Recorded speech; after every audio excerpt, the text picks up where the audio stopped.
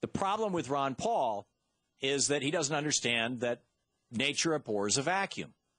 That if you say, we are no longer going to regulate business in America, we're no longer going to regulate the oil industry, as it is, we're not capturing the externalities of the oil industry. We're not, they're not paying for the cancers they cause. They're not paying for the asthmas they cause. They're not paying for the pollution that they cause, by and large. I mean, the pollution that literally comes out of your tailpipe. They're not paying for any of that. They're not paying for the ozone. They're not paying for the cost of global warming. They're not paying for the tornado in Joplin, Missouri. They're not paying for the extreme weather events. They're paying nothing for any of that. They have succeeded in shifting the externalities, the costs of carbon-based fuels. And it's not just the oil industries, the oil, coal, and gas industries. They've succeeded in shifting all those costs onto us. And then on top of that, they're getting subsidies from us. Now, Ron Paul would be with you and me in saying they shouldn't be getting subsidies from us. But when you talk about, hey, let's recover those externalities, Ron Paul's not there on that. And this is my concern. This is the sociopathic worldview. Ayn Rand, Jacob, did you ever get the whole clip to the very end with that Ayn Rand clip? Did you get the very end of it? No, you didn't. Okay. I'll have to share it with you tomorrow. I've got it at home. I have and thanks to Roy for sending it to us. A clip of, I think it was Morley Safer was interviewing Ayn Rand, and this is in Adam Curtis's new documentary from the BBC. And he says, what happens when you die? You're not, he was talking about her atheism, basically. And she's like, he's like, you're not going to be around to worry about it anyway, right? And she said, no, actually, she said that she agrees with a philosopher whose name she could not remember.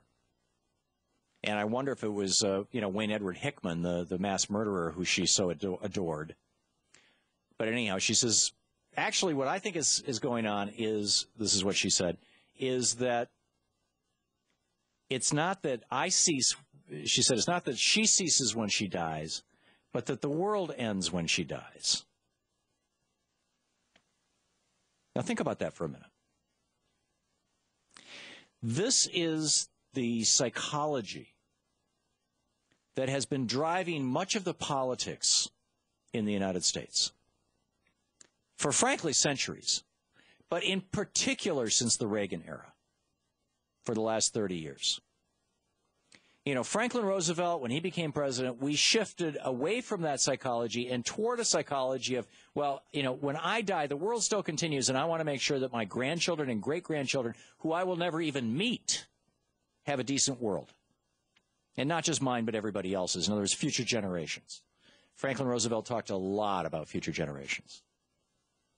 And then along came Reagan, and it was all about, hey, let's get as much as we can, as fast as we can, and to hell with the future.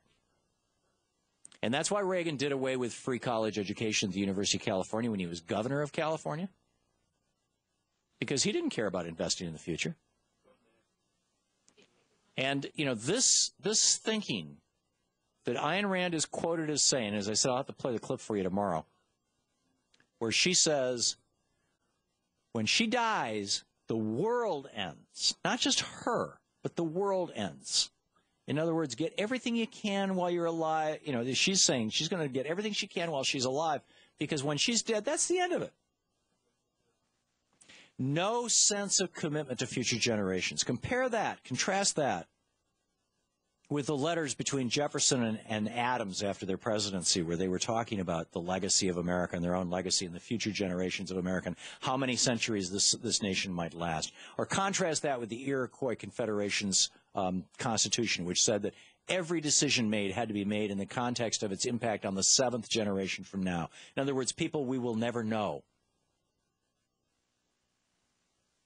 And we need to be going back to that in America. We need to be, and this is why we need to be listening to the young people who are out with the Occupy movements, because they're saying, hey, wait a minute, for the last 30 years, you guys have been running on Reaganomics, which is, to hell with the future, just get what you can,